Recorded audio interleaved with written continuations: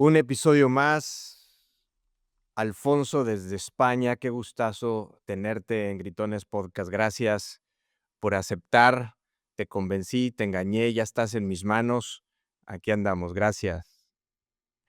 Gracias a ti, Braulio. La verdad que no ha sido difícil convencerme. O sea, que no te atribuyas el mérito porque me convenzo solo yo. Sí, sí, sí. La verdad es que tuve el gustazo de estar en tu podcast también. Ahí para los que no saben y no los han escuchado en Inocabi, ya hablaremos del tema, pero tienes tu propio espacio, tu propio podcast, así que somos colegas de alguna manera en este mundo del contenido y de las ganas de ayudar a los demás y de inspirar de Sí. cierta manera. Así que quiero estrenar el episodio eh, pidiéndote que me platiques cuando tu esposa estaba embarazada y fueron a urgencias porque se hizo una cortada en el pie. Y ahí estabas tú, pero de repente tuvieron que dejar de atenderla a ella para atenderte a ti. ¿Qué pasó? Qué malo eres. Pues que a mí me da mucha cosa la sangre. Yo, desde luego, para cirujano no valgo porque yo, por ejemplo, pocas veces que he ido a sacarme sangre, me tienen que sacar echado, porque si no me mareo y me caigo. Y aquella vez, efectivamente, mi pobre mujer estaba, pobre digo, porque se había hecho la cortada a ella y los médicos terminaron atendiéndome a mí porque me puse malo, solamente de verle a ella la cortada y lo que le estaban haciendo.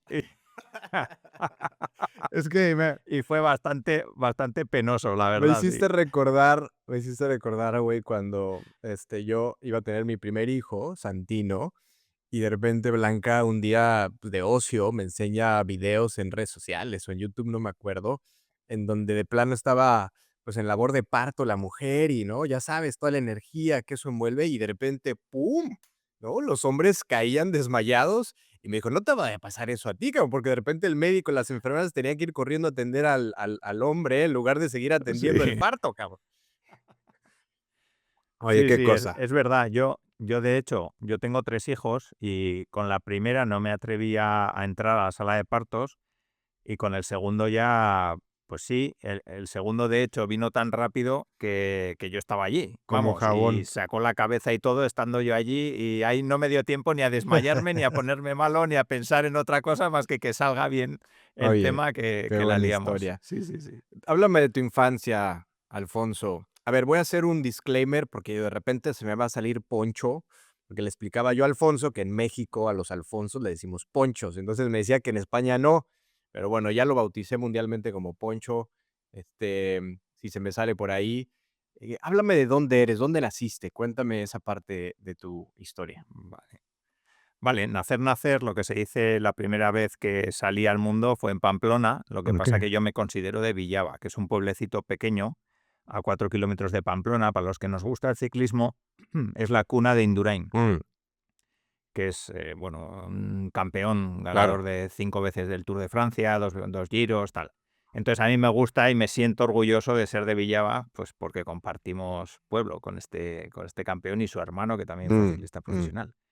Entonces, eso, yo soy navarrico, como decimos aquí, como los caracoles, que hay un tipo de caracoles que se, que se llaman navarricos aquí en España. Y eso, y orgulloso de haber nacido en Navarra, cuna de los Sanfermines también, en Pamplona, que seguramente es una Estuve fiesta. ahí una vez, qué Sí. locura, qué locura. ¿Hasta qué Y edad no se, estuviste no se te ahí? ha olvidado. No, no, no, ni se me va a olvidar. ¿Hasta qué edad estuviste ahí en Pamplona? Bueno, yo vivo a 4 kilómetros de Ya. Pamplona. O sea que vamos, que yo he estado aquí toda la vida. Salvo, bueno, unas veces que trabajé en Madrid, pero lo demás, yo vivo y hago mi vida aquí en Pamplona. Ya. O sea que vamos, que yo no he perdido, no me he ido por ahí, ni me he ido a Sí. otro país a vivir, ni nada, sino que yo me mantengo aquí. ¿Y Sí. cómo viven ustedes los Sanfermines? Porque cuando yo estuve ahí, y estuve, ojo, muy joven, de fiesta absoluta, de locura, o sea, me acuerdo que hace una de las fiestas más grandes que he estado. Pero cada uno le da una connotación distinta, ¿no? Cada uno tiene una intención diferente porque va a los Sanfermines. Sí, En mi caso era echar sí. fiesta absoluta todo el día, pero es increíble cómo, aunque mi intención no era cultural, digámoslo así, o no tengo ni idea del significado de la fiesta, que ahí me gustaría que me ayudaras a entender mejor, pero te envuelve el contexto. Te vistes de blanco, te pones las cintas rojas, las botas, o sea, te envuelve la atmósfera, aunque tú únicamente vayas a tomar. ¿Cuál es Sí, el sí, sí. significado de esa fiesta para ustedes? Bueno, pues la verdad es que la gente que somos de Pamplona o de alrededores es una fiesta que nos gusta mucho y vamos, que vivimos con intensidad en general. Es verdad que cuando eres joven te la tomas de otra Mm. manera. Lo bueno que tienen los Sanfermines es que es una fiesta que vale para todos. Hay cosas para pequeños, hay cosas para medianos, por decirlo de alguna Sí, manera, para los que solo quieren juerga y estar todo el día de fiesta. Hay cosas para padres, para abuelos, para toda la gente. Entonces son unas fiestas que se viven de una manera diferente porque mucha de la parte interesante de la fiesta está de día, que es algo que habitualmente cuando tú vas a una fiesta siempre piensas en la sí. noche, ¿no? En ponerte de beber Mm, y bailar y noche. Pero los Sanfermines tiene una cosa muy buena y es que puedes estar todo el día de fiesta, es decir, literal. pues hay mucho ambiente por el día, hay mucho ambiente lógicamente por la noche, para los que salgan por la noche, porque yo ya Yo ya no apenas podía, salgo de yo ya no noche. podía más. No, no, yo ya tengo bastante con el día y hay cosas para hacer con los críos. Y lo que dices, ¿no? El ambiente te envuelve. Todos vamos vestidos de blanco, con nuestra faja roja, el pañuelico. Entonces es un ambiente ¿Y muy por bonito qué? y ver a ¿Por toda qué, la Alfonso? gente. ¿Por qué se viste así? ¿Cuál es la, digamos que un poquito de Pues, la historia o un poquito de los orígenes? pues ahí me pillas un poco porque realmente hay bastantes versiones de cómo empezó la cosa, pero yo creo que fue por una peña. Okey. Aquí hay grupos, cuadrillas pues de jóvenes, bueno, y no tan jóvenes, vamos, Sí. que se organizan en peñas. Alguno de esas peñas hace muchos años, yo creo que empezaron a salir vestidos pues de blanco y con la faja y el Mm. pañuelo.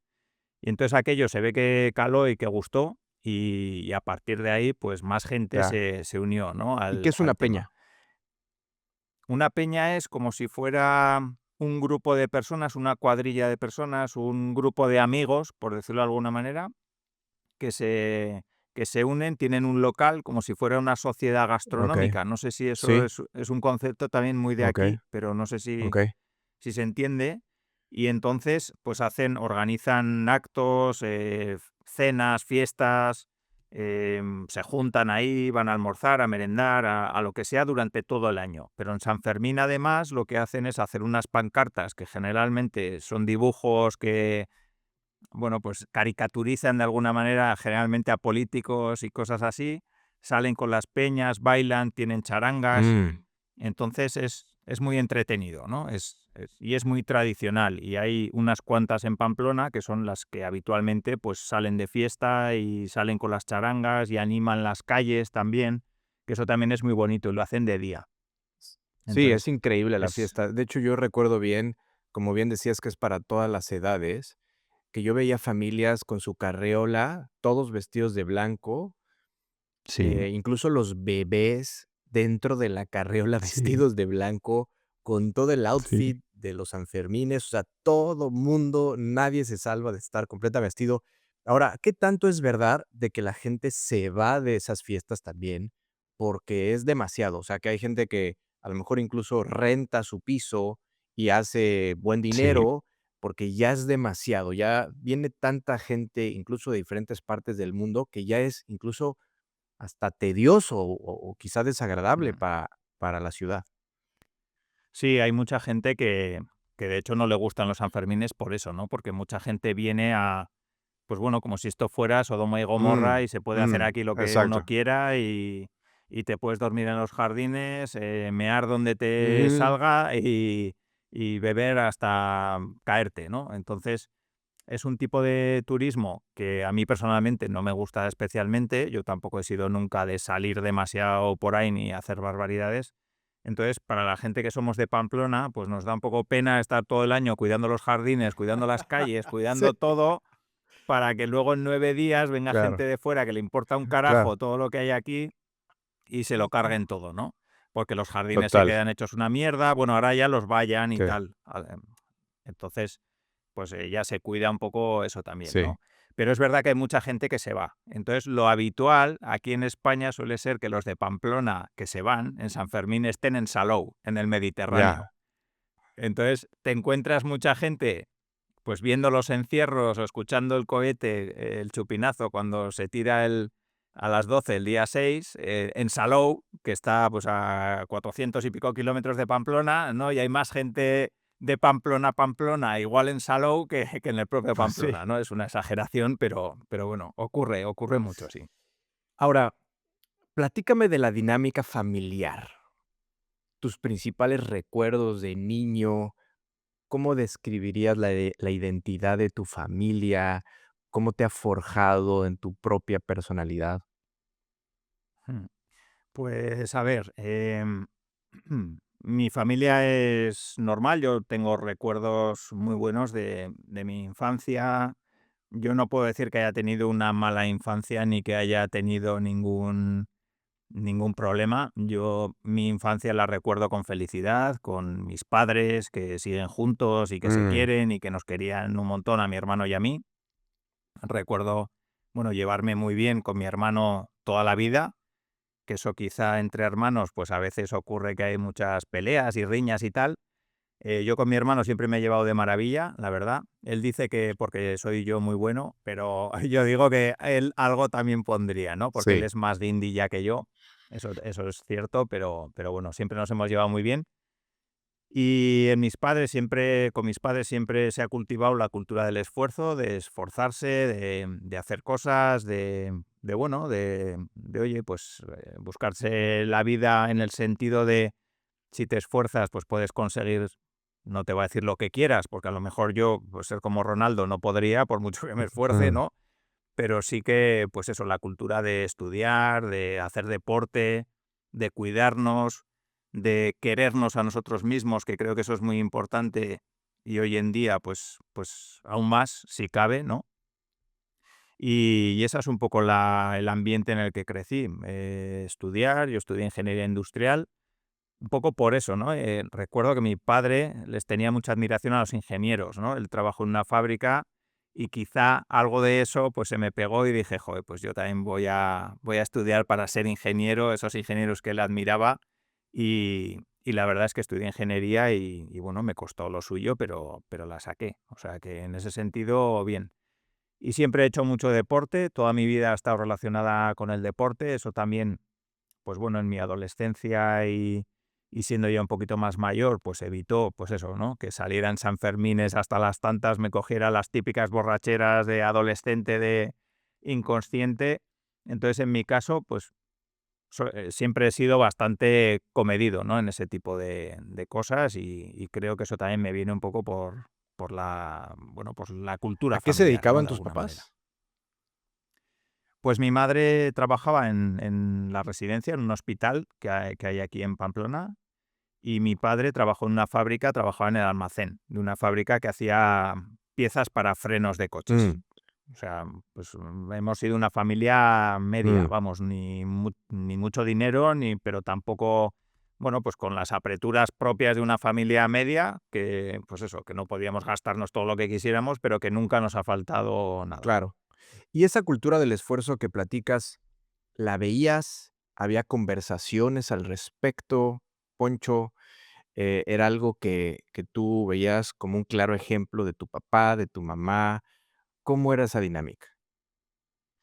Hombre, yo siempre les he visto a ellos muy trabajadores y siempre trabajando y siempre aportando en casa, ¿no?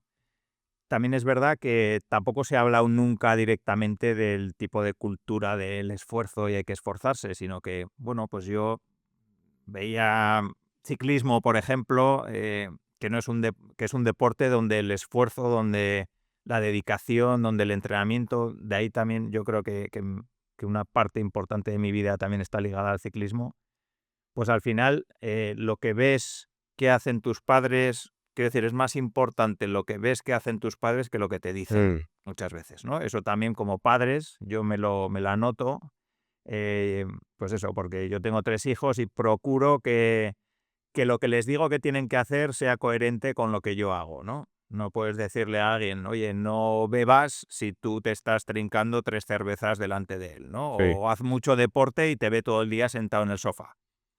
Pues entonces, en mi caso, un poco parecido, ¿no? En mi familia, quizá no se hablaba directamente de la cultura del esfuerzo, pero es verdad que las cosas que hacíamos juntos, las cosas que yo veía en casa, pues todo iba encaminado hacia ahí ¿Tu padre también, era ¿no? Entonces, ciclista? al final no, mi padre jugaba al fútbol, la pelota le ha gustado mucho y tal, pero no a nivel profesional ni nada, Mm. sino como Dime afición. cómo llegó el Sí. ciclismo a tu vida, porque sé que te encanta y que sigues de Mm, cerca a ciclistas importantes y la Tour de France y sí. bueno, la Vuelta a España seguramente es un big deal para ti también. Mm. Dime cómo llegó eso a tu vida. Pues fue algo curioso, porque yo tenía un amigo que corría en bici y me dijo: ¿por qué no te apuntas y tal?". Y yo le veía con la bici y tal, y me parecía chulo. En la tele siempre hemos visto ciclismo. Pues yo me acuerdo de Perico Delgado cuando ganó su Tour en el 88, por Ya, ejemplo. Me acuerdo de estar ya. viéndolo, o sea, no de que me lo hayan contado, sino... Entonces, yo era pequeño, aunque ya tengo una pila de años, pero era pequeño, ¿no? Y la verdad es que poco a poco se fue metiendo el gusanillo y aunque mis padres no querían, especialmente mi madre, porque le daba mucho miedo el tema de la carretera, las bicis, ya sabes cómo son las Mm, madres, bueno, y cómo somos ahora, porque a mí ahora me daría miedo también, ¿no? Que uno de mis hijos ande en bici, pero bueno, y poco a poco se fue metiendo el gusanillo y empecé bueno, me apunté al Villavés, empecé a correr carreras y me gustó el tema. Vi que tenía ciertas condiciones, tampoco es que fuera Pogačar ni Miguel Indurain, pero bueno, pues me defendía bien y eso, pues quieras que no, te ayuda también a que le cojas más cariño al deporte, ¿no? Si fuera, he jugado al fútbol y soy un paquete auténtico, que ya sé que a ti te gusta y que has sido bueno en eso, pues yo era muy malo jugando al fútbol. Entonces es difícil que un deporte te enganche si no eres bueno, sí, ¿no? sí, sí, sí, Entonces, bueno, 100%.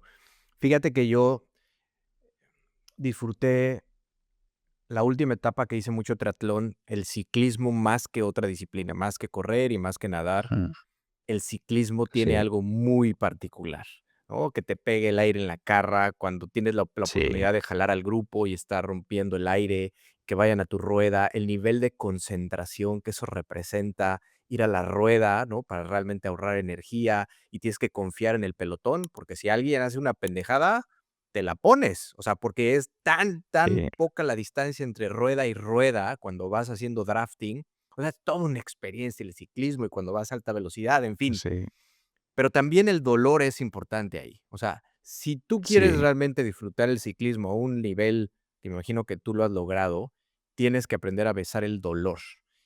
Hay un claro esfuerzo de piernas, obviamente, bueno, del resto del cuerpo, de pulmones, pero para mí el dolor es muy palpable en el ciclismo. No sé si en España Sí, le dicen la pájara también, ¿no? Cuando de repente yo, puta, sí, en estaba literalmente tirado a un lado de la carretera, de que me daba la pájara, de que se te desconecta el cuerpo, te mareas, quieres volver el estómago, y yo tiraba la bicicleta y estaba ahí, tirado en la carretera. ¿Cómo sí. relacionas toda esta cultura del esfuerzo, todas estas sensaciones del cuerpo, el ciclismo, Alfonso, en la vida cotidiana? ¿Cómo lo relacionas? Mm.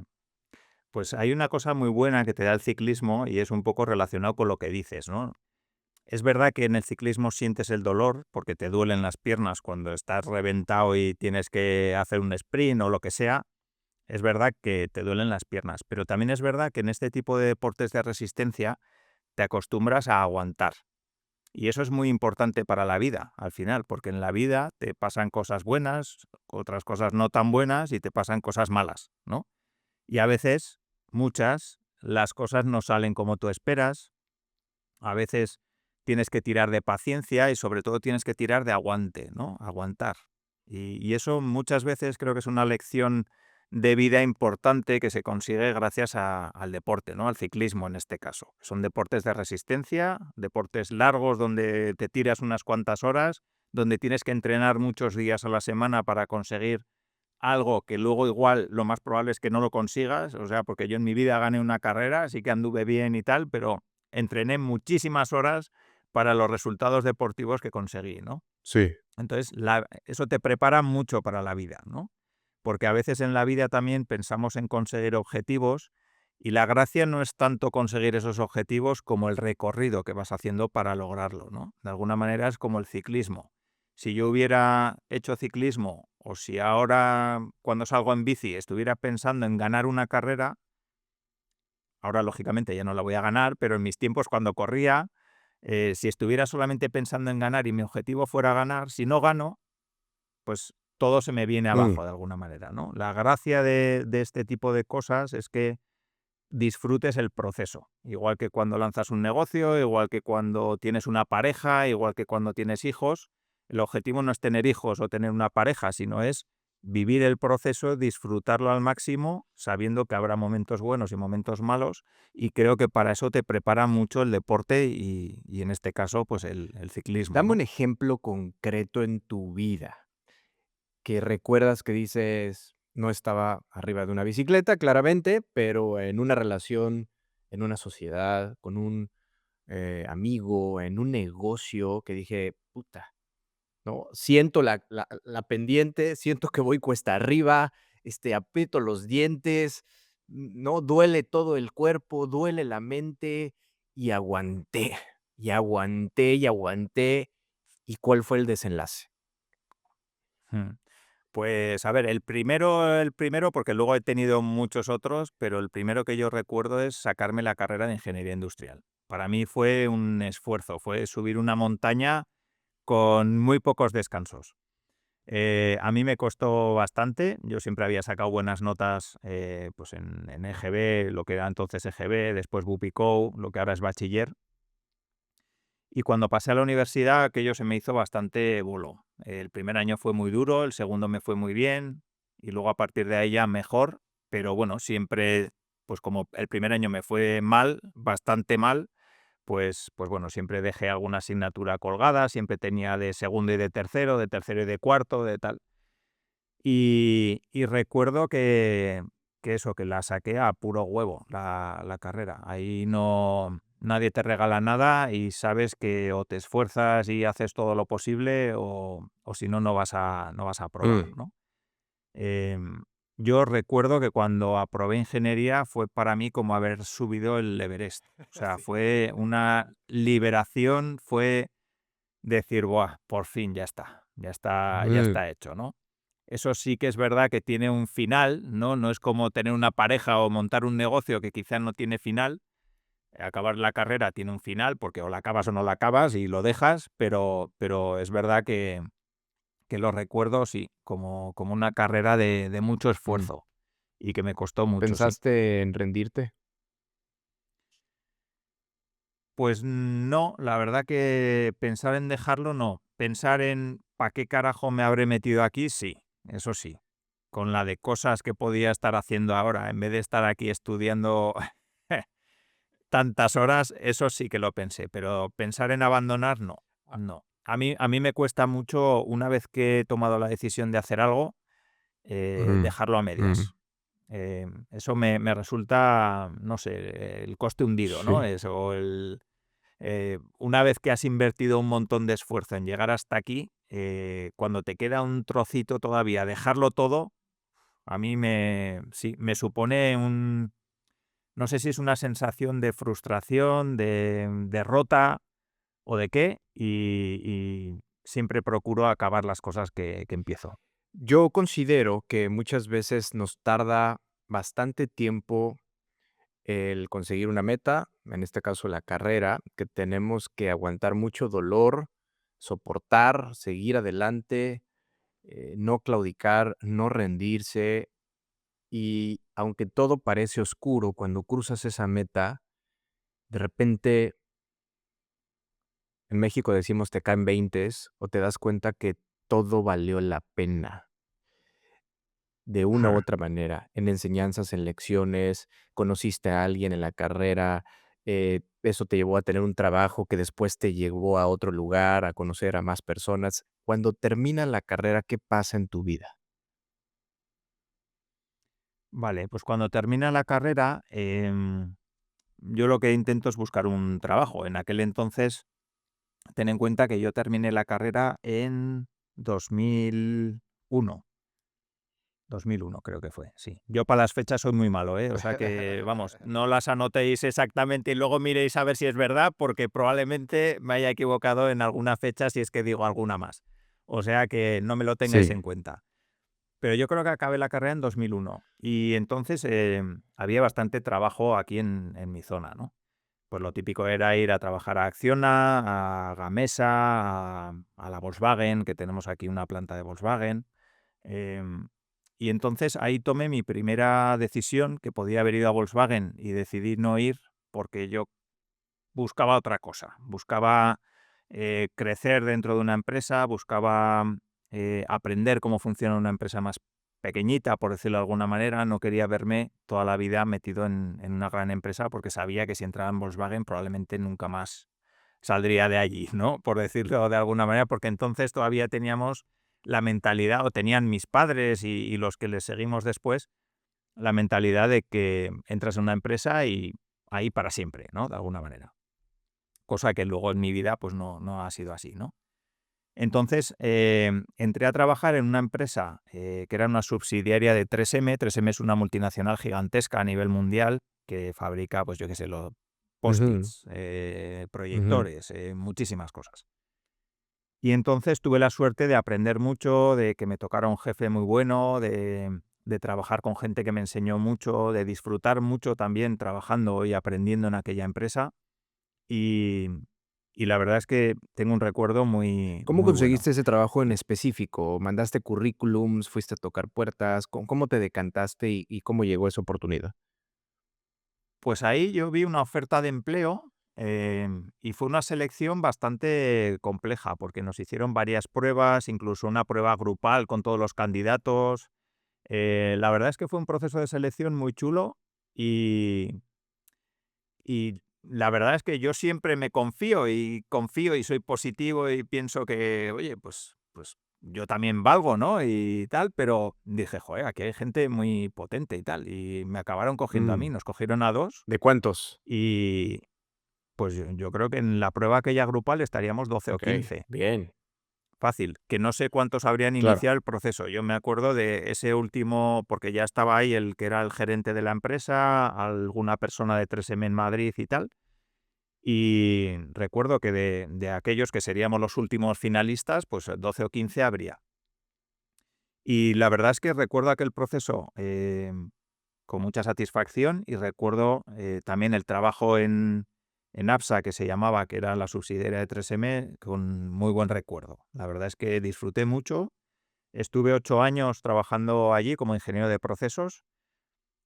Tuve la suerte de que me encargaran también algún proyecto en Madrid y estuve viajando, yendo y viniendo y tal, y la verdad es que aprendí mucho. Lo que pasa es que al ser una subsidiaria pequeñita, pues no tenía muchas posibilidades de crecimiento y ya sabes cómo somos la gente que tenemos ambición y que queremos hacer otras cosas, pues bueno, me salió la oportunidad de cambiarme de empresa y me fui a otra. En esa otra pues me prometieron unas cuantas cosas interesantes, entre ellas viajar a Estados Unidos, conocer otras plantas de ese mismo grupo en Estados Unidos y tal. Fueron unos inicios bonitos y prometedores, pero la verdad es que no se cumplieron ninguna de las expectativas que yo tenía en aquella empresa. Y aquello, pues, bueno, pues fue de mal en peor y la verdad es que aquel cambio para mí, lo que decías, ¿no? Visto con perspectiva ahora, pues me ha permitido que hoy esté donde estoy y que haga lo que hago y que disfrute de mi día a día, pero en aquel entonces pues fue supuso para mí un momento muy duro, ¿no? En mi vida personal y profesional, porque además coincidió con el nacimiento de mi segundo hijo, yo estaba muy estresado allí, metía todas las horas del mundo y más, poco reconocimiento, broncas con mi jefe, que yo soy un tío bastante tranquilo y tal, y es difícil que alguien me saque de mis casillas, pues mi jefe Mm. conseguía hacerlo y bueno, y ahí duré 3 En años. 2011, que me imagino que es ese momento Mm, clave en tu existencia, sí. escribes: "Me lancé a emprender sin tener mucha idea de lo que hacía. Sí sabía Mm. por qué lo hacía, pero no sabía cómo tenía que hacerlo". ¿A qué te refieres? Sí. Pues eso es absolutamente cierto, porque yo sabía que quería emprender, porque yo tenía 2 amigos de la carrera de cuando estudiamos ingeniería y siempre estábamos pensando ideas de negocio. Nunca habíamos llegado a llevar ninguna a cabo ni a ir más allá. Nos encantaba hacer prototipos en servilletas y escribir y tal, pero nunca habíamos hecho nada, ¿no? Y yo, como estaba tan a disgusto en esa empresa, pues un día hablando con ellos, les dije: "Oye, he visto que ha salido un programa que se llama Beca Emprendedor, y que es un programa de aceleración que salió en Navarra y que hay que presentar unas cuantas ideas. Bueno, unas cuantas, o Mm, una, o dos, o las que mm. tuvieras, ¿no? Nosotros en ese caso, pues como teníamos muchas, pues presentamos 7. Ay, para que no Y, faltara. y bueno, y dijimos, oye, lo dejamos ahí. Y mientras tanto yo estaba tan a disgusto, tuve una bronca con mi jefe y me fui de la empresa. Y eso, y entonces me fui con una mano delante y otra detrás y ya está. Y recuerdo perfectamente el último día que dejé aquella empresa y salí por la puerta por última vez, ¿no? Aquello se me quedó grabado en la mente. Con tan buena suerte que a los 5 días, creo que era un 4 o un 5 de julio de 2011, pues nos llamaron y que nos habían seleccionado 2 ideas, que nos habían visto muy creativos, muy positivos y muy animados, y que nos habían seleccionado 2 ideas y que, oye, nos teníamos que decantar por una y que entrábamos dentro del programa. Así que, bueno, pues tuve esa suerte de entrar dentro del programa y ahí conocí las metodologías Lean Startup, conocí el marketing online, conocí un montón de herramientas que te podían ayudar y a las que yo era totalmente ajeno, porque en mi vida había visto que era un WordPress, ni tenía cuenta en redes sociales ni nada. Estamos hablando casi del Pleistoceno, 2011. Y, y eso, y sí que recuerdo pues que el salto fue importante. Y fue muy importante porque el primer proyecto, aquel que lanzamos en aquel entonces, pues fue un absoluto fracaso. Y ahí viene un poco la parte de nos creíamos que sabíamos mucho porque éramos 3 ingenieros, que en teoría, pues bueno, somos tipos relativamente inteligentes, ¿no? Por lo menos para estudiar. Pero no es lo mismo trabajar para otros y trabajar en una empresa y saber hacer tu trabajo que montar un Mm, negocio tú mm. mismo, ¿no? No tiene ¿Cuál absolutamente de nada que cuál ver, cuál dirías porque que son las distinciones principales en donde trabajas para alguien más a emprender? pues yo creo que la principal es que cuando trabajas para alguien más tienes un cometido concreto. Digamos que eres como los burros estos que les ponen las ojeras o orejeras o no sé cómo se llaman estas cosas, y entonces solo ves lo tuyo, ¿no? Y lo tuyo aprendes a hacerlo muy bien, lo haces bien y ya está, ¿no? Y de ahí puedes salir, depende lo curioso que seas, picar alguna cosa, ver otras cosas y tal. Pero depende un poco de tu curiosidad. En cambio, cuando vas a emprender, lo que tenías así, pues ahora se te pone así y encima tienes que mirar para todos los lados porque no sabes de dónde te va a venir, ¿no? Tienes que aprender a vender, tienes que aprender de producto, tienes que aprender de marketing, tienes que aprender de finanzas, de cómo llevar una empresa, de cómo gestionar, de cómo relacionarte con tus compañeros, porque de eso también depende mucho el negocio. Entonces, digamos que tienes un montón de opciones y un montón de responsabilidades y de cualidades que deberías tener y que probablemente no las tienes. Sí. Entonces, creo que ese es la ¿Qué principal piensas, diferencia. Alfonso, cuando inicias un emprendimiento, una startup y de repente se asignan títulos? Si quieres, pues yo soy el CEO, ¿no? O yo soy el COO, o yo soy el CTO, o yo soy no sé qué, y entonces se asignan los títulos. Pero en tu experiencia, ¿en realidad únicamente vas a ser la de director general, únicamente vas a ser de director de tecnología, únicamente vas a ser director de operaciones, o realmente hay que hacer de todo cuando estás arrancando una startup? ¿Qué piensas?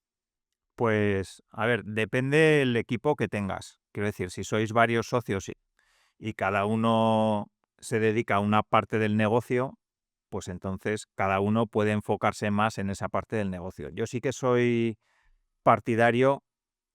Te pongo un ejemplo concreto. Nosotros yo tengo un e-commerce con otros 3 socios que se llama SIL, donde vendemos productos de cosmética para la alopecia y para la piel. Entonces ahí desde el principio teníamos muy claras las responsabilidades de cada uno. Eso generalmente es difícil. Mm, Yo cuando empecé con mis 2 amigos de la universidad, pues no teníamos las responsabilidades definidas, hacíamos lo que podíamos cada uno y generalmente mal. Pero cuando ya tienes cierta experiencia, es importante saber quién es el responsable de cada cosa. Eso no quiere decir que esa persona tenga que hacer cada cosa, sino que es responsable de, oye, esto se tiene que hacer. Hay que vender, hay que hacer marketing online, hay que mandar emails, hay que hacer anuncios en Facebook, hay que controlar el almacén, hay que crear producto. ¿Quién es el responsable de cada área? ¿No? Eso sí es importante. Más allá del título, y de lo que ponga en la tarjeta, si es que la hubiera, es muy importante saber quién es responsable de cada Ahora, cosa. cuando hablas de Sí, socios, me interesa también conocer tu criterio. ¿Cuál es tu checklist? Porque para mí la sociedad es como un matrimonio. Por ahí yo creo que le zumban los oídos a Naval Ravikant, que te platicaba yo en tu podcast de Naval Ravikant, de este sí, libro de Almanac, que adoro este tipo. La verdad es que soy un fanaticazo enfermo de Naval Ravikant, pero él dice, tú tienes que elegir muy bien, y tómate el tiempo necesario, con decisiones clave en tu vida como dónde vas a vivir, con quién te vas a casar, con quién te vas a asociar, y tómate el tiempo necesario, porque estás apostando a relaciones jodido, jodido de 10 años en adelante. O sea, son sí. décadas de relación. Y él tiene, pues, una manera singular de hacer ese approach con socios de negocios. Tú tienes un checklist que dice, a ver, estas casillas hay que palomearlas para que yo me pueda asociar con alguien. Con tu experiencia, cabrón, todo lo que te ha pasado. Sí, a ver, hasta hace unos años, hasta empezar con SIL, que empezamos a principios de 2020, yo siempre decía que lo mejor es un número de socios igual a uno. Vamos, que no me asociaba ni con el tato, porque las experiencias que había tenido anteriores con socios, pues me habían salido bastante rana.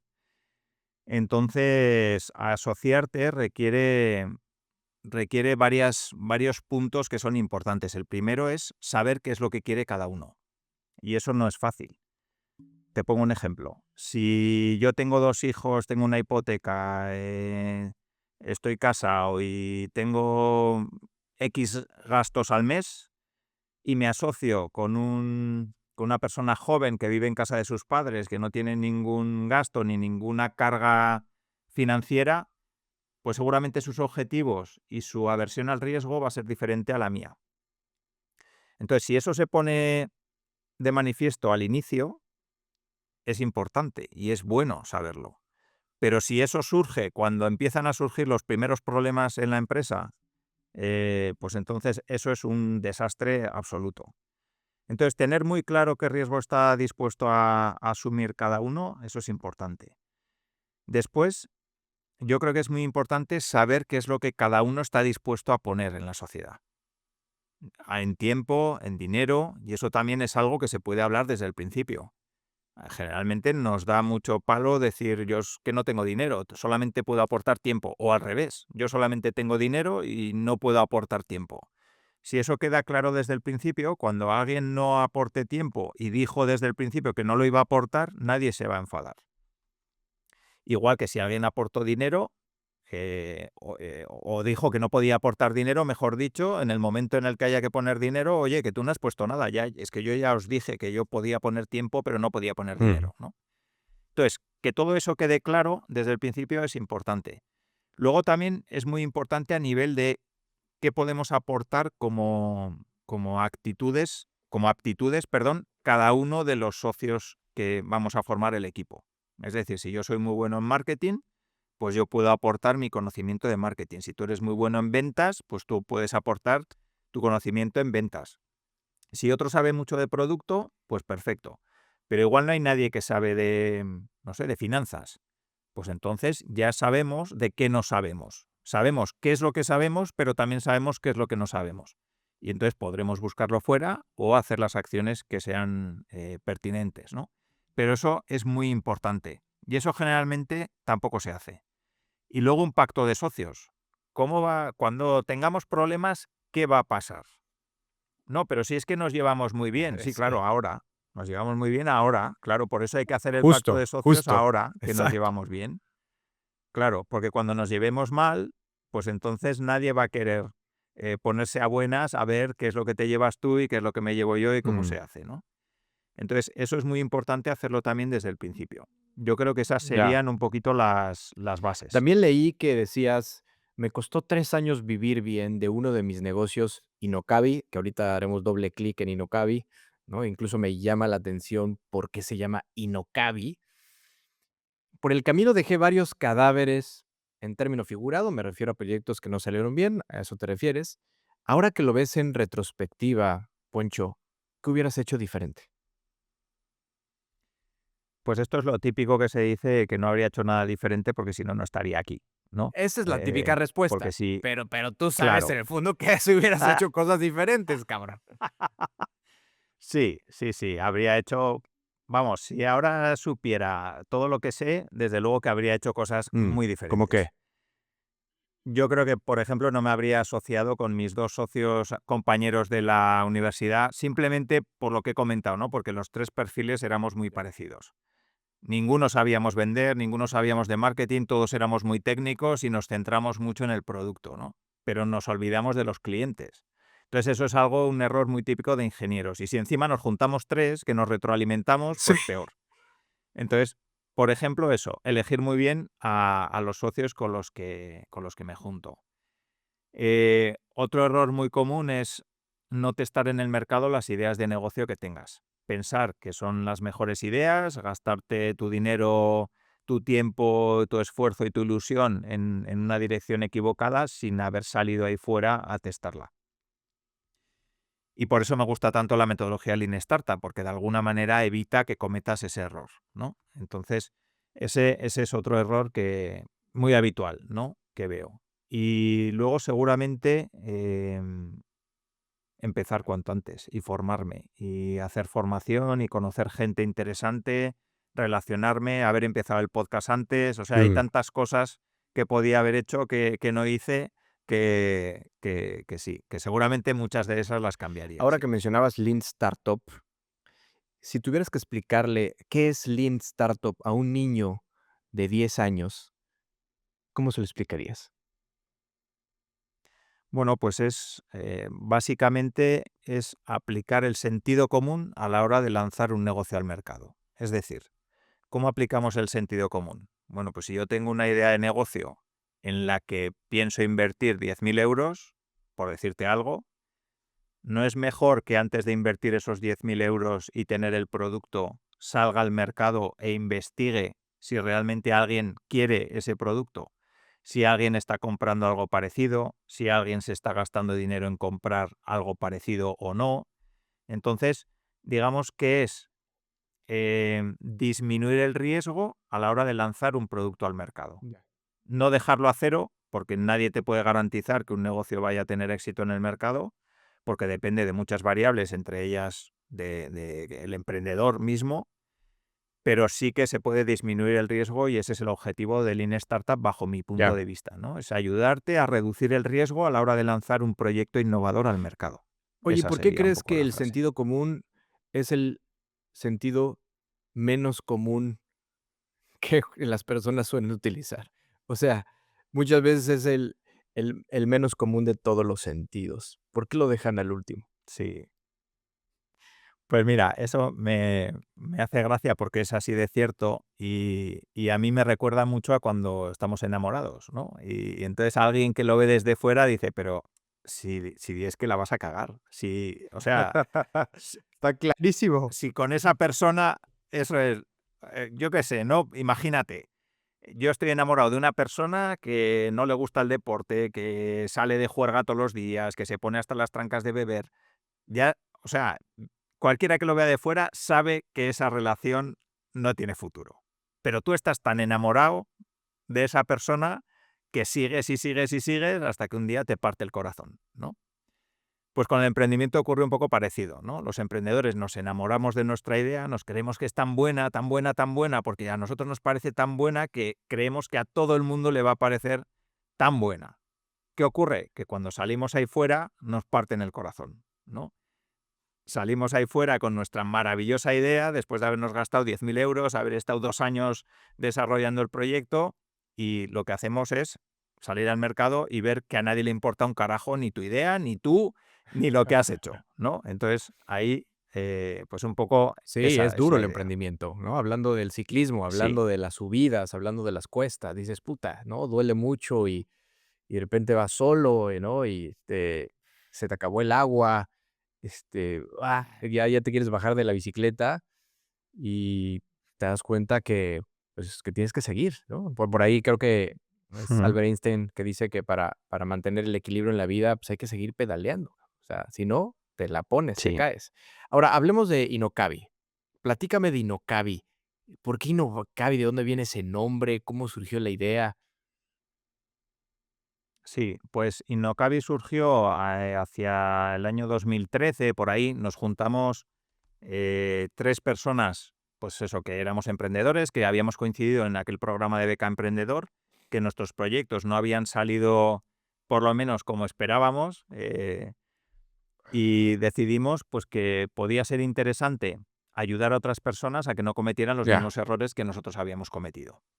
Y entonces, por todo el tema de innovación, de cómo lanzar un proyecto nuevo al mercado, de ayudar a emprendedores y a empresas a que lanzaran nuevas líneas de negocio, de ahí venía un poco la parte de innovación. Nos gustaba mucho esa parte. Trabajamos con muchas empresas relacionadas o sea, en temas de lanzar proyectos al mercado y tal. Y luego, en País Vasco y Navarra se habla euskera, que es un idioma regional, digamos, muy interesante, y Cabi es nido en euskera. Entonces, de alguna manera éramos como un nido de como una innovación, incubación. y eso es, de ahí nació un poco el nombre. Nos pareció que unir innovación con un nido, con un Ya, lugar donde puedes incubar de alguna manera tus ideas de negocio de una manera pues que te ayude a reducir el riesgo, nos pareció que era un concepto claro. interesante. Entonces de ahí surgió un poquito la idea y de ahí pues surgieron las primeras formaciones y así es como nació Estoy viendo tu Innocabi. playera ahorita en pantalla, veo el logotipo de Innocabi y tiene como cuernitos, son orejitas, la O, ¿qué significa eso? Sí, pues Innocabi, los 2 puntitos estos que sobresalen es un poco esa aleatoriedad, porque el círculo de Lean Startup, el logotipo del libro, que no sé si lo tengo por aquí, bueno, Lean Startup viene de Eric Ries, que es un ingeniero americano que hizo un libro donde explicaba el método, su experiencia lanzando proyectos, cómo llegó a ello y tal. Y ese logotipo es una especie de, como si fuera un brochazo en ¿Ok? circular, ¿no? ¿Por qué? Pues porque digamos que innovar o lanzar un proyecto al mercado va de dar vueltas a un círculo lo más rápido posible, que incluye pues crear un prototipo, digamos, o un experimento, testar ese experimento en el mercado, medir si ha tenido buen resultado o malo y volver a testar, ¿no? Entonces, dar vueltas a ese círculo hace que al final consigas pues bueno, tener un montón de hipótesis que tenías originalmente convertidas en hechos reales, ¿no? En hipótesis que son de verdad, ¿no? Que se cumplen en el mercado. Entonces, un poco la O venía de ese círculo, que hay que dar vueltas a ese círculo, y los 2 cuernitos son esas aleatoriedades que te encuentras en la vida que hacen que no vayas exactamente por el círculo que a ti te gustaría, ¿no? Un poquito esos inconvenientes que te vas encontrando, esos baches, esas piedras en el camino, pues que no todo es tan circular y tan bonito como nos lo venden, pues en los manuales y en las Yo me formaciones, ¿no? imagino también como emprendedor que de repente, como las caricaturas que tienes el diablito parado en un lado, en un hombro, y el angelito en Sí, el otro, y sí, estás lidiando todo el tiempo con esta polarización de sí, pensamiento, decir: "Puta, ¿qué hago? ¿Tomo esta decisión, no la tomo? ¿Por dónde camino?". Y tienes a los 2, ¿no? Hablándote al oído, decir: "No, vete por acá. No, no, no eres tan sí, bueno. No, sí, tú puedes, sigue adelante. No, ya, abandona, cabrón, ¿no? Todo el mundo se burla de ti". O sea, también sí. como que por ahí lo veo que ustedes ayudan con ese diálogo interno, me imagino. Sí, además eso es muy interesante porque antes me has preguntado las diferencias entre trabajar por cuenta ajena y trabajar para ti de alguna manera, y una muy importante es que tú eres responsable de tus decisiones. Y eso a mucha gente no le acaba de gustar tanto, porque es diferente trabajar para otro, donde tienes un jefe o otro jefe por encima, que al final son los que toman las decisiones, tú les puedes decir las cosas y, oye, la decisión la toma él. Yo me lavo las manos, ¿no? De alguna manera. Pero cuando tienes tu propio negocio, las decisiones las tomas tú, para bien y para mal. Y eso implica que si te equivocas tú, y si aciertas, pues también aciertas tú. Pero a mucha gente eso le da mucho miedo, ¿no? De Mm, alguna manera. Entonces esa es una mm. diferencia muy importante ¿De también. dónde nació la idea o la iniciativa para crear una página web de peinados y estética? A ver, a mí me gusta mucho el SEO, me gusta, bueno, me gustan muchas cosas, o sea, ¿para qué nos vamos a engañar, no? Entonces, yo cuando alguien me pregunta cómo te defines, pues lo tengo bastante complicado, porque me gustan tantas cosas que es difícil definirme, ¿no? A lo largo de estos años me han gustado muchas cosas relacionadas con el marketing, porque ya te digo que yo en 2011 partía de cero, entonces para mí todo era nuevo, ¿no? Y durante estos años, pues me he metido mucho en temas de SEO, me he metido mucho en temas de email marketing, de copy, de estrategias de marketing ¿Cómo explicarías online, el SEO, etcétera. Alfonso? ¿Qué es el SEO?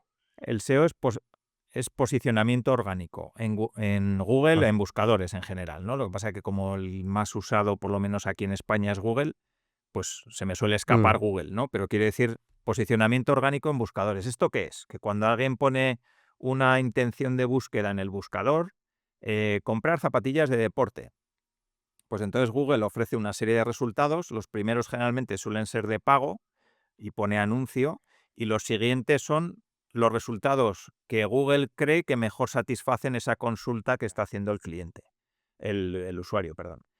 Entonces, el SEO, lo que tratamos los SEOs es de hacer que las páginas, que nuestras páginas se posicionen lo más arriba posible. ¿Por qué? Cuanto más arriba, más clics, más posibilidades de vender. Entonces, el trabajo de un SEO es intentar que las páginas se posicionen, pues eso, lo más mm. arriba posible. Entonces, a mí es algo que me gusta mucho, ¿no? A mí me gustan mucho eh, los algoritmos, me gustan las matemáticas, me gustan, ya digo que soy un tío un poco especial en ese sentido, porque me gustan muchas cosas, y el SEO para mí encaja muy bien porque tiene mucho que ver con datos, con estrategias, con a veces pequeñas triquiñuelas, cosas que es probar y ver cómo funciona, te despierta mucho la curiosidad y la Ya. creatividad, ¿no? A la hora de hacer cosas. Entonces es algo que me gusta mucho. Y la mejor manera de probar y de experimentar es crearte tus propias páginas.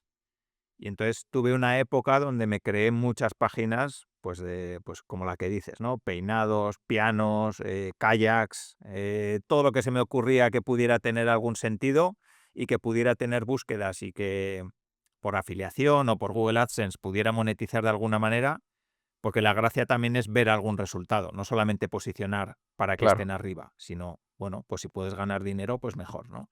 Y entonces eso me llevó a crear muchos pequeños proyectos de ese estilo, a disfrutar mucho de ese momento también y a aprender mucho, que al final era el objetivo principal, ¿no? Con el que monté ¿Cuál todo. dirías que son los principales 2 aprendizajes de que te hayas metido tan cañón en el tema de entender cómo funciona el SEO, que digas: "Puta, ya craqueé el sistema, ya sé cómo hackear el algoritmo con estas 2 cositas"? Pues siento decirte que no hay nadie que sepa cómo funciona el algoritmo de Google, porque si no, pues seguramente, bueno, yo creo que no hay nadie en el mundo que lo sepa.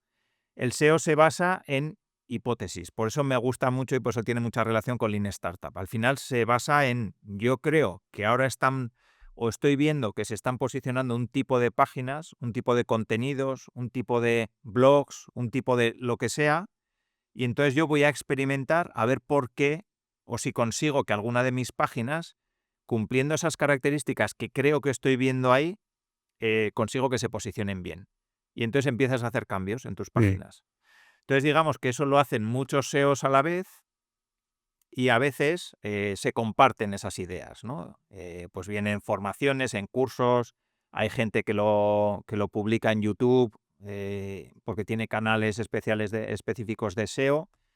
Y entonces vas aprendiendo y probando, ¿no? Joder, le he oído a este tío que funciona no sé qué, pues voy a probarlo en una de mis páginas. Entonces, eso hace que te pique el gusanillo si te interesa el tema, y eso hace que quieras más, ¿no? Y que quieras probar más y que, jo, esto no me ha funcionado, que ha dicho este, pero a lo mejor si lo pruebo de esta otra manera, sí me funciona. Y eso te va enganchando. Sí. Te va enganchando tanto que te vas creando cada vez más páginas y cada vez te Con metes todos más y tus más. aprendizajes Sí. y experiencia, con tu conocimiento en Lean Startup, lanzaste SEAL.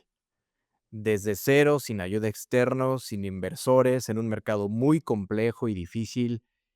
¿Por qué diablos? Pues por la sencilla razón de que creíamos que teníamos un producto que podía ayudar a las personas. A las personas que tienen alopecia, nosotros tratamos un tipo de alopecia, hay muchos tipos de alopecia, hay muchos tipos de causas y de razones por las que una Déjame ir un persona paso puede hacia perder atrás, el pelo. Alfonso. ¿Por qué la alopecia? Sí, O sea, de tantas cosas que hay en el sí. mercado a nivel salud, si quieres, ¿por qué eso? Mm. Pues porque somos 4 socios y yo tengo buen pelo, pero los otros Mm. 3 no tanto. Y entonces Albert, que es uno de mis socios, con el que hago el podcast de SEAL, empezó a ver que se le caía el pelo. Y Albert lleva muchos años haciendo cosmética y alimentación natural basada en propóleo. Entonces es muy reacio a tomar químicos y tal. Y entonces empezó a ver, para la alopecia androgénica, es decir, la calvicie común, empezó a ver qué cosas había para remitirla, ¿no? Para frenar la caída y revertirla en la medida de lo posible. Y se dio cuenta que la mayoría de médicos, tricólogos y tal, siempre recetaban minoxidil, finasteride, que son químicos que tienes que tomar toda tu vida si quieres frenar la alopecia. Entonces, lo que hizo Albert fue mirar qué otras alternativas naturales había a ese tema, qué estudios, sí, sobre todo qué decía la ciencia de otros ingredientes naturales que pudieran tener efecto en el tema de la alopecia. Y encontró varios estudios relacionados con la menta y a partir de ahí, pues como él es bioquímico y lleva muchos años en cosmética natural, se hizo su propia fórmula. Y entonces se hizo su propia fórmula, empezó a encontrar mucha información relacionada con tema de masajes en el cuero cabelludo, por qué nos quedamos calvos realmente, porque la mayoría de químicos ataca solo una parte de la calvicie, pero no la ataca en conjunto. Bueno, esto es extenso, no quiero meterme tampoco en profundidad, pero bueno, total, que a los meses fue al peluquero y el peluquero le dijo: oye, Albert, tío, ¿qué estás haciendo? Que te está saliendo el pelo ahí, que tienes pelos pequeños ahí en las entradas donde antes te dije que te estabas quedando calvo, ahora va y resulta que tienes pelos. Y entonces le explicó. Y entonces dijo: joder, pues tenéis algo ahí que es interesante. Y entonces, como habíamos trabajado en otros proyectos juntos, pues contactó conmigo, con Matías y con Jonai y dijo: oye, tengo esto, estoy pensando en lanzarlo, pero no quiero lanzarlo solo. ¿Qué os parece si nos juntamos los 4 y lo hacemos? Y entonces ahí es Mm. como Ya, nació SEAL, por resolver un problema propio de uno de los ya. fundadores y encontrar un producto que realmente podía ayudar a mucha gente, ¿no? Porque al final hay mucha gente ahí fuera tomando química de por vida que a lo mejor, porque esto tampoco es 100% seguro, pero a lo mejor un producto que no tiene efectos secundarios, pues le puede ayudar igual o mejor. Dices que arrancaron sin inversores. Generalmente en las startups y en el emprendimiento, pues el camino natural es, tengo una idea, vamos a pensar que la testeas, el mercado regularmente se tarda cierto tiempo en aceptarla, pero ya tienes como la tesis probada y dices, ok, voy a levantar capital. Ustedes deciden no hacerlo. Me interesa tu criterio o tu forma de pensar en relación a hacer bootstrap, que no, que el bootstrap es conocido como que los fundadores piden prestado a sus amigos, a sus familiares, tienen ahorros y meten el dinero para iniciar, a diferencia de pedirle dinero a inversionistas y levantar capital. ¿Cuál es tu opinión y tu perspectiva en relación a hacer bootstrap o a levantar capital cuando arrancas un emprendimiento? Yo creo que arrancar siempre hay que hacerlo con Bootstrap. Creo que es importante que los fundadores, o el fundador, o el emprendedor, testé en el mercado si esa idea tiene sentido o no. Eso es muy importante. ¿Por qué? Porque no tiene sentido ir a buscar dinero fuera si todavía no sabes si hay una necesidad ahí fuera que tú vas a poder cubrir. Y si entra un inversor en una idea que no vale nada, ¿qué hace? ¿Mete 10.000 euros y se queda el 99% de la empresa o de la idea? No, no tiene sentido al inicio, para mí. Entonces, lo que hay que hacer es en las fases iniciales, el emprendedor lo que tiene que hacer es testar si esa idea de negocio tiene sentido en el mercado. Y para eso, generalmente, salvo que vayas a construir el prototipo de un motor de avión a reacción, pues no requiere mucho dinero. Requiere salir ahí fuera, hablar con potenciales clientes, encontrar early adopters, bueno, pues ver cómo está el mercado, si hay productos sustitutivos ahí fuera, cómo está la competencia. Todo ese análisis lo puedes hacer sin mucho dinero. Y en SEAL nosotros lo hicimos y vimos que había una respuesta muy interesante en el mercado. Nosotros prácticamente desde el primer mes que lanzamos el producto ya teníamos clientes. Y de hecho a día de hoy tenemos clientes que nos compraron el primer mes de lanzar SEAL. Entonces yo creo que esa parte es fundamental. ¿Cuándo hay que pedir dinero? Cuando necesitas escalar, cuando tienes algo que realmente merece la pena y tú con tus recursos no puedes llegar a más gente. Pero si no has testado la idea de negocio, no tiene ningún sentido que tengas dinero, porque lo único que vas a hacer es desperdiciarlo. El ejemplo clarísimo es, si yo hubiera tenido dinero en mi primer proyecto emprendedor allá por 2011, lo único que hubiera hecho es tirarlo por la borda, que fue lo que Mm. hicimos. Con nuestro propio dinero fue lo que hicimos. O sea, al final el dinero que pusimos lo tiramos, porque lo hicimos todo mal. Entonces, cuando tienes mucho dinero al inicio, es Ahora, ¿qué peligroso. piensas de la alternativa de que existan inversionistas que tengan un una resistencia o que, son afines al riesgo, ¿no? Que no son personas que tienen aversión a poder apostarle a ideas y dan dinero para poder testear, es decir, para poder validar la idea. O sea, que saben que con ese dinero, pues, habrá que en un año ver cómo reacciona el mercado y que, pues, hay emprendedores que hacen eso, ¿no? Que levantan dinero para decir: "Oigan, pues vamos a ver si la idea funciona y necesitamos recursos, entre mayor recursos tengamos, pues más rápido podemos hacer una validación de mercado". Sí, eso me parece bien. O sea, si queda claro por ambas partes que el dinero es para testar la idea de negocio y ambos están de acuerdo, Mm. sin problema. Vamos, es un acuerdo entre las partes y me parece bien. O sea, claro, hay negocios y negocios. Si tenemos, por lo que decía, ¿no? Una idea de cómo lanzar un motor a reacción de un avión, porque se nos ha ocurrido, somos ingenieros y se nos ha ocurrido una forma diferente, pues igual es verdad que tenemos que construir un prototipo y gastarnos un poco más y gastar dinero, ¿no? Y entonces igual nos hace falta financiación. O igual ya hemos cubierto las primeras fases, hemos visto que hay interés en diferentes clientes y nos han pedido que tenemos que presentarles un prototipo funcional, yo qué sé. Pues entonces, en esa fase, pues sí que necesitamos dinero. O sea, al final no vale que tengamos dinero por tener, sino que tiene que ser acotado y saber para qué lo vas a usar y cuánto vas a usar. Eso sí que es importante siempre. Entonces, si sabemos para qué lo vamos a usar, ambas partes estamos de acuerdo en ello y lo hacemos, Ser perfecto, padre de vamos. 3 hijos, para mí también es un emprendimiento, cabrón. O sea, a mí me parece que es la startup más compleja, más también divertida y llena de amor, pero Sí. súmale ser founder de una familia, si quieres verlo así, y tener 3 hijos, y ser emprendedor allá afuera en la calle, cabrón. ¿Cómo lidias con eso? Sí. Bueno, pues se aprende como todo. Al final no hay un manual que te explique lo que te vas a ir encontrando a lo largo de la vida y la verdad es que ser padre es la máxima expresión de no saber qué te vas a encontrar mañana.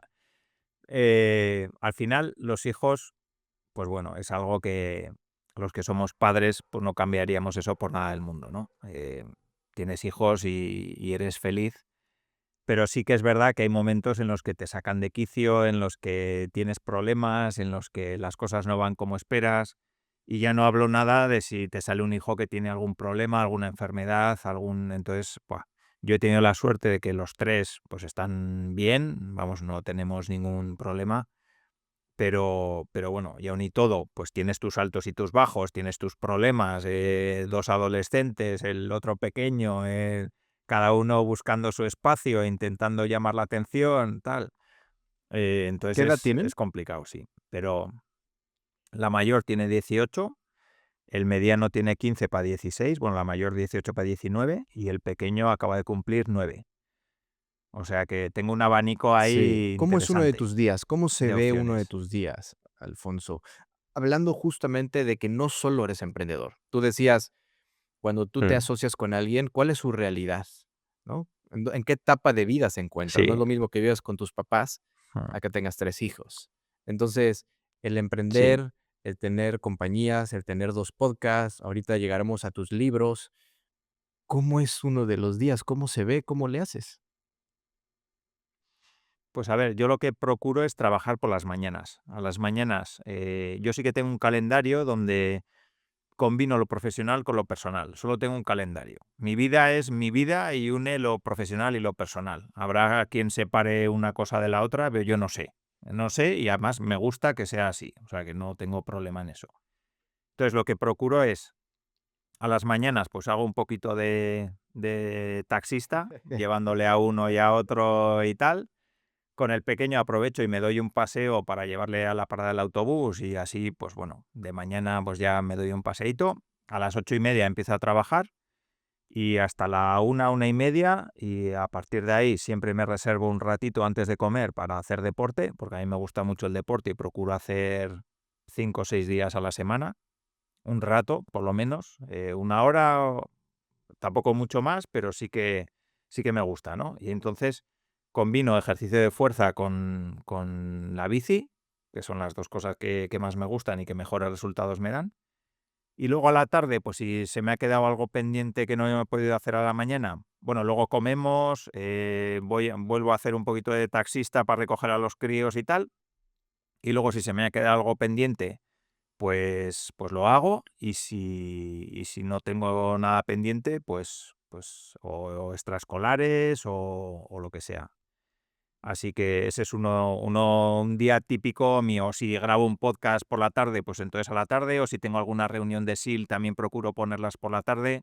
Yo funciono mucho mejor de mañana, entonces a mí lo de pensar, lo de estar concentrado, lo de todo lo que es trabajo más mental, digamos, tengo que hacerlo por la mañana, porque yo a la tarde ya estoy reventado. O sea, si tenemos que grabar un podcast a las 7 de la tarde mías de España, pues ya tengo la neurona ya que se me quiere apagar. Entonces ya me cuesta mucho, ¿Qué es sí. algo que no puede faltar en tu día a día?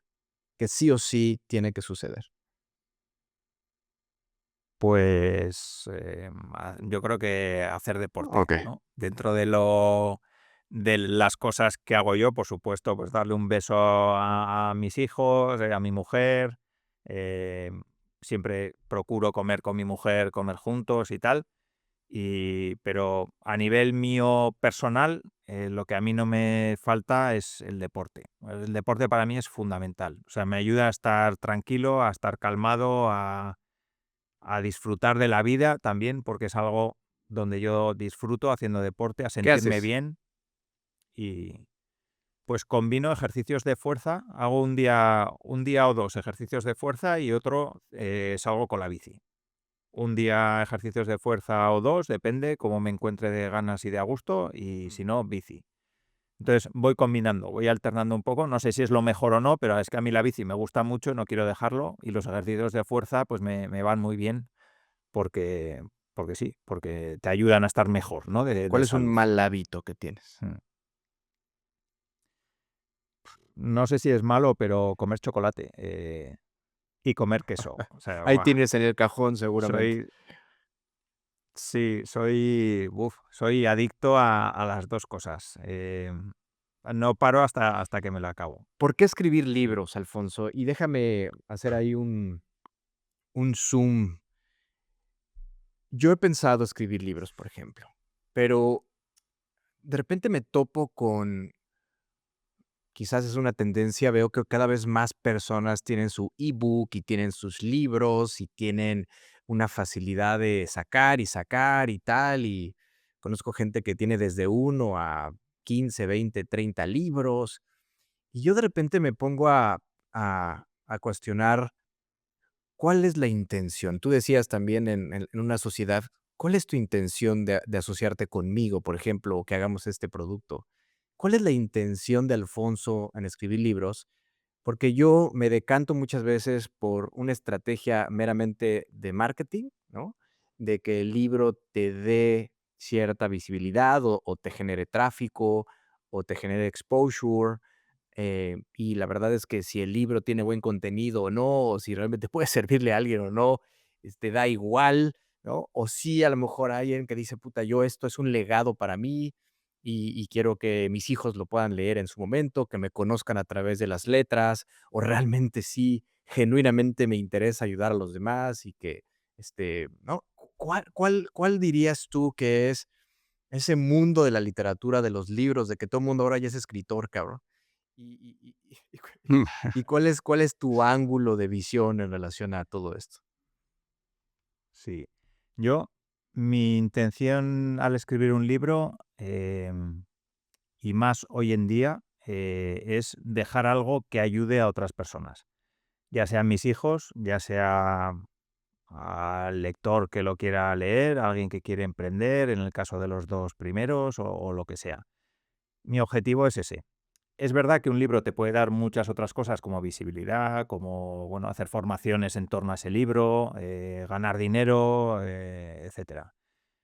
Pero yo, mi visión principal es dejar algo que ayude a otras personas. Por ejemplo, ahora estoy, bueno, los dos que has mencionado, no sé si los has mencionado, pero bueno, tengo dos Sí, hasta ¿cuáles ahora, son? unos 30 errores que matarán tu negocio.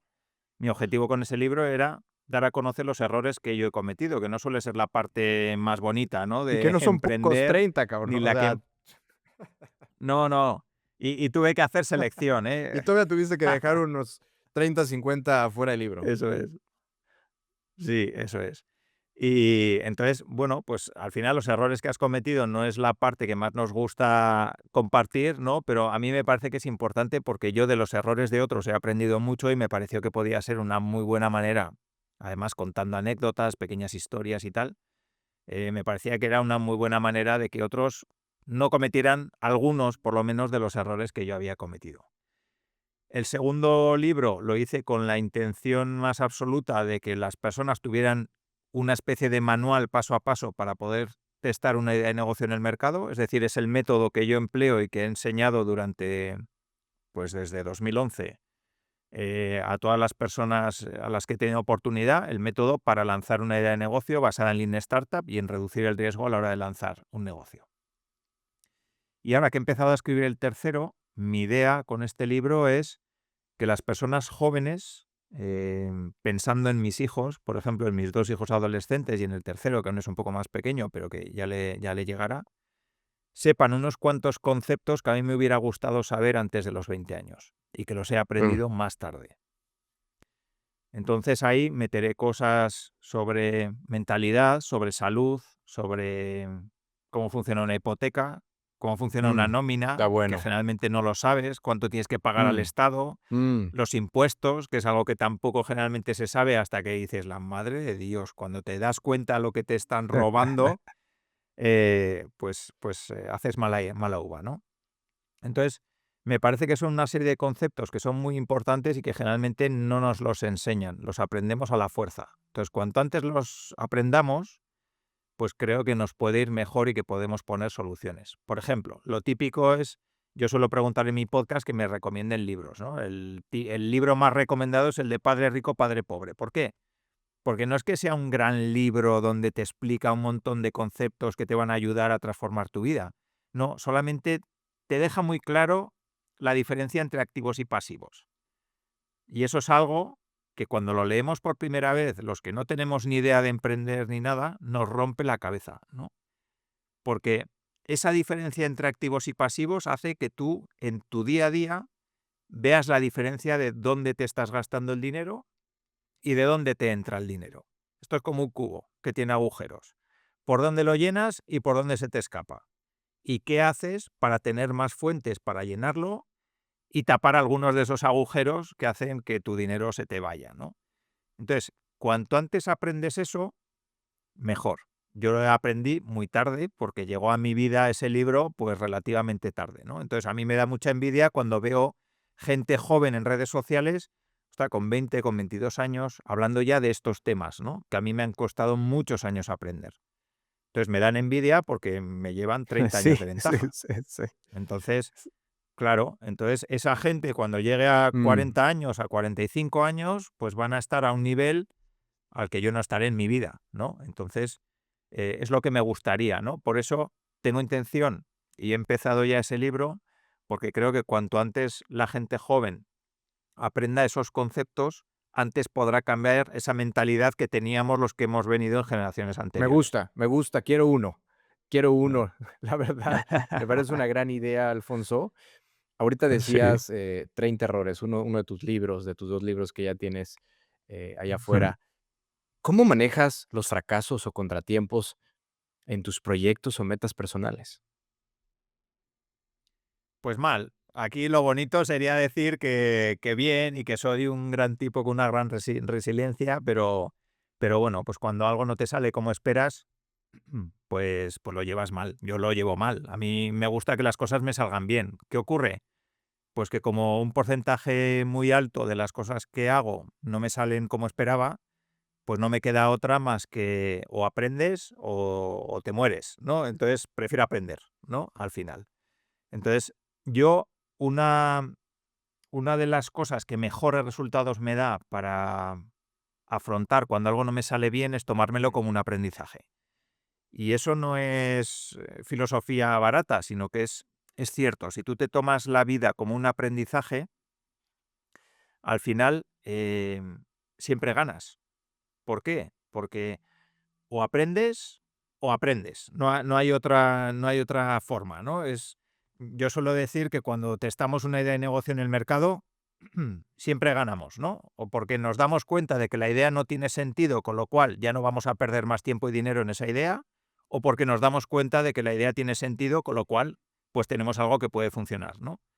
Entonces, en la vida real, si todo te lo tomas como un aprendizaje, solamente puedes ganar, porque te salga bien o te salga mal, vas a aprender. Eso no te quita el coraje S y que te encabrones y que te frustres y que No, te enojes y no, que Alfonso a lo mejor, no apriete la mandíbula no. y se moleste, Sí, o sea, eso no te lo quita nadie, pues, o sea, a lo que voy es que yo lo que estoy entendiendo escuchándote es que cuando te equivocas, pues, o sea, lo tomas mal, o sea, de verdad dices: "Puta", a lo mejor das un manotazo en la mesa incluso, pero tratas de rápido darle vuelta y decir: "A ver, ¿qué aprendí de esto?".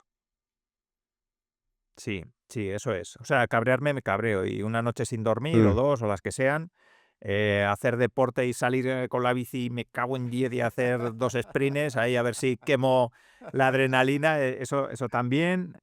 Estar cabreado unas horas en casa y que no me puedan hablar también. Sí. Ese tipo de cosas, pues sí. Pero es verdad que igual que cuando algo me sale muy bien, tampoco me voy a las nubes, cuando algo me sale muy mal, pues tengo la suerte, por decirlo de alguna manera, o la templanza, digamos, de recuperarme relativamente rápido también. Entonces, digamos que nunca llego a estar excesivamente feliz y esto es la pera y la vamos a petar y tal. Y tampoco nunca estoy hundido en la miseria y me pego una semana hecho una mierda porque algo no me ha salido como esperaba, ¿no? Siempre procuro eso, darle la vuelta y Poca aprender. madre. Diría Nelson Mandela, Ujú. que él nunca pierde, gana o aprende, ¿no? Eh, Eso es. Vamos a ir cerrando la conversación, mi querido Poncho, Poncho para Braulio, para el Ujú. mundo y Alfonso para España. Y le voy a dar juego a ChatGPT, le doy juego a la inteligencia artificial, que cada vez es parte de nuestra vida cotidiana, ¿no? Y que es interesante la convivencia con esta inteligencia artificial. Y te voy a pedir que tú elijas con qué estilo, le vamos a dar el prompt, con qué estilo quieres que la inteligencia artificial te haga una pregunta a ti. Puedes decir el estilo de Indurain, con el estilo de un deportista de alto rendimiento, con el estilo un mercadólogo de renombre, qué sé yo. ¿Y sobre qué tema? Sobre los Sanfermines, sobre el ciclismo, sobre Lean Startup, sobre lo que tú elijas. Y vamos a ver qué pregunta te lanza la inteligencia artificial. Entonces, ayúdame con qué estilo. Vale, pues a ver, ¿con qué estilo? Pues con el estilo, a ver si, De Miguel, de Miguel venga, Indurain, venga. venga. Y a ver, okey. ¿Sobre qué tema? Sobre, sobre entrenamiento de fuerza. Venga, Okey, ¿por qué? ¿Por qué hacer entrenamiento de fuerza? okey. A ver, venga, ahí te va, ¿eh? Alfonso, en un mundo que a veces sobrevalora la velocidad, ¿por qué crees que el entrenamiento de fuerza, ese trabajo constante, casi silencioso, como los largos puertos de montaña, es clave para construir un emprendimiento resistente y duradero? Muy bien. No identifico ahí a Miguel. Si esa pregunta me la hacen, no sabría Bueno, aquí él se ve que está utilizando el puerto de quién la montaña ha hecho. y el ciclismo y Sí, sí, tal, sí. ¿no? Sí. No, pero es interesante y he mencionado el entrenamiento de fuerza porque me parece una parte fundamental para cualquiera que quiera montar un negocio. ¿Por qué? Porque a pesar de que parece que es algo que no tiene absolutamente nada que ver, eh, los emprendedores en general pasamos muchas horas o bien delante del ordenador, o bien sentados, o bien hablando con otras personas. Es decir, cuidamos mucho lo que es la parte de negocio y nos olvidamos generalmente de las otras dos partes, que suelen ser pues, la salud y suelen ser las relaciones. Seguramente que te sientes identificado en que cuando te has puesto muy focus en un negocio, has dejado de quedar con los amigos, tu pareja se ha resentido seguramente, y lo mismo con la parte de la salud. Has dejado de hacer tanto deporte y tal.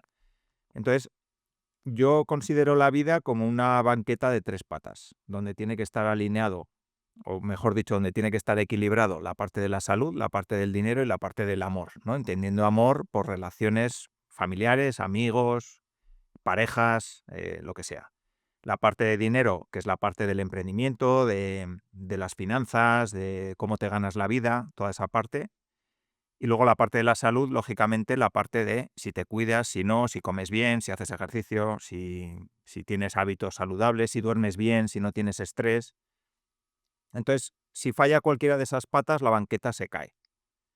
Entonces, habitualmente, los emprendedores, la pata que más nos suele fallar, o que primero nos suele fallar, suele ser la de la salud. Dejamos de hacer deporte, dejamos de cuidarnos, dejamos de comer bien, nos estresamos, dejamos de dormir. Entonces, si tuviera que dar un consejo único a una persona que va a lanzar un negocio, diría que procure mantener equilibrada esa banqueta en la mayor medida posible. Que siga cuidando de su salud, que siga cuidando de sus relaciones, lógicamente, pues se verán afectadas, pero que no llegue a cortar nunca por la mitad una de esas patas porque tarde o temprano se irá todo abajo. Se irá el emprendedor abajo, se irá el proyecto abajo, se irá sus relaciones abajo y eso sí que es un absoluto, bueno, problema, ¿no? Al final, no sé si llamarlo fracaso, pero va a fracasar tu negocio, va a fracasar tu vida personal y eso levantarlo sí que es difícil, ¿no? Y eso es algo que se aprende con los años y con la experiencia. Entonces, cuanto antes lo aprendamos, antes podremos ponerle remedio si vemos que una de esas ¿Tú patas se crees nos que es va al posible? ¿Tú carajo, se crees nos que es va limando. posible que estas 3 patas, salud, amor y dinero, se consigan entre fundadores, entre socios, entre cofounders? ¿Lo ves viable? ¿Lo ves O posible? sea, O sea, que no las tengas que separar necesariamente hablando de una interacción entre socios, ¿no? Muchas veces los socios son para hacer dinero y tan tan, pero olvídate de hacer relaciones con ellos, ¿no? Cuidarse unos a otros, ¿no? Hablar del amor, ¿no? O Sí, amarlos, ¿no? No, sí, eso es para la pareja, ¿no? Eso es con mi esposa, ¿no? Pero estos cabrones, sí. hay que hacer dinero como máquinas y me vale madre lo demás. Pues yo creo que deberíamos también. O sea, creo que sería algo fundamental. Y es verdad que se nota mucho en la relación con los socios si esas otras patas las cuidas, ¿no? Al final, hablar con tus socios, ser sincero, pensar más allá de cómo se encuentra la otra persona, más allá de si la empresa va bien o no va bien, si estamos haciendo lo que deberíamos hacer o lo que no. A veces no se hacen las cosas por una razón que si no la sabes, pues quizá le puedas echar en cara a la otra persona algo de lo que no está haciendo y puede haber una razón que deberías conocerla quizás. Si es tan fácil como preguntar, oye, ¿te pasa algo? ¿Estás bien? Tal. Todas esas cosas se cuidan, yo creo que se cuidan muy poco entre los socios. Entonces creo que es una parte fundamental, esa parte de no sé si llamarlo amistad, que muchas veces sí. O sea, yo con los de SIL, por ejemplo, sí que considero que somos amigos. Y yo si voy a Tarragona le llamo a Albert y quedo con él. Si fuera a Canarias le llamaría a Jonay y quedaría con él. Lo mismo con Matías. Al final esa parte sí que creo que es importante porque cohesiona de alguna manera, ¿no? Más allá del dinero. El dinero es una unión muy Mm. débil para mí. Tiene que haber algo más para que la cosa funcione y vaya bien. Entonces, yo pienso que sí que hay que cuidar esa banqueta también con los socios, con todo, ¿no? En tu vida personal, ¿Qué con pasó todo. con el Corsa? Creo que iban a las fallas y de repente los paró el ejército en búsqueda de armas y drogas. ¿Qué les encontraron? Íbamos a... Sí, qué malo. Íbamos a Tafalla a unas fiestas con un amigo mío y, y bueno, pues los dos, vamos, éramos ciclistas y bueno, creo que habíamos dejado ya de competir, pero vamos, que tampoco siempre habíamos sido muy deportistas y tal. Y nos pararon a la entrada del pueblo y estaban buscando armas y drogas. Y nos pararon a nosotros dos, que vamos, una cara de pardillos que... Y entonces nos hizo mucha gracia y solemos recordar esa anécdota pues con cierta frecuencia, ¿no? Porque eso nos hizo mucha gracia. Armas y drogas. Pues ya podéis mirar lo que queráis que no vais a encontrar. O sea que... Pues ahí lo tienen público, inteligente y conocedor Alfonso Prim. Eres un genio, resiliente y apasionado. ¿Quieres compartir tus redes, algún dato de contacto? Bueno, pues el que quiera saber más de mí en innocabi.com, ahí tengo todo lo que hago en la parte de Innocabi. Si a alguien le interesa el tema de una alternativa natural a la alopecia y cuidar y mantenerse joven tanto la piel como el cabello y tal, pues en getsil.com, ahí es donde tenemos el e-commerce de los productos que fabricamos nosotros. Y nada, las redes sociales, pues las toco lo menos posible, no me gustan especialmente, así que en innocabi.com ahí es donde estoy y donde más fácil es encontrarme, apuntarse a la newsletter o lo que quieran. Y si quieren mandarme un email en contacto@innocabi.com, Y tus ahí estoy. podcasts, el de Sil y el de Inocabi, por favor, que la gente vaya ahí. Eso Ahí es. estoy. Tuve el honor y el placer de compartir contigo en tu podcast de Inocabi y tienes también Sí. uno en Sil.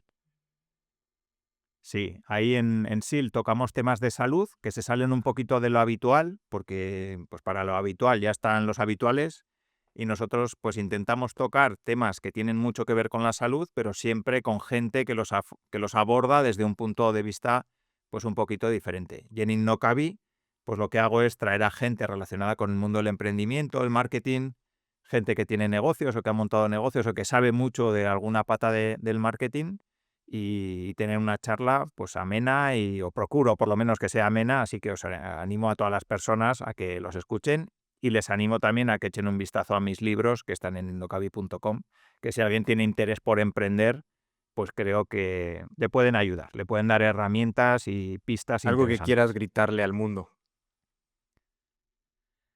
Bueno, pues que sean felices y que no se dejen engañar por las corrientes habituales, sino que busquen un poco más, que indaguen, que rasquen a ver qué cosas hay detrás. Igual que lo que yo he contado aquí, no quiero que nadie se lo crea, sino que vayan, busquen, investiguen y vean si es cierto o no lo que cuento yo y lo que cuenta todo el mundo. Pues lo mismo cuando escuchen noticias, cuando oigan a todos hablar de lo mismo, pues que rasquen y vean. Pero sobre todo que busquen la felicidad como un camino, lo que hemos dicho, ¿no? Ese aprendizaje continuo, que la meta no es ser feliz y llegar a un momento en el que vas a ser muy feliz, sino intentar ser feliz cada día un poquito más. ¿Quieres decir algo Eso más? sería. Yo creo que Buenísimo. ahí está. Bien, hasta el siguiente episodio. Muchas gracias, mi querido Poncho. Chao, chao. Igualmente, muchas gracias a Bye. ti por invitarme.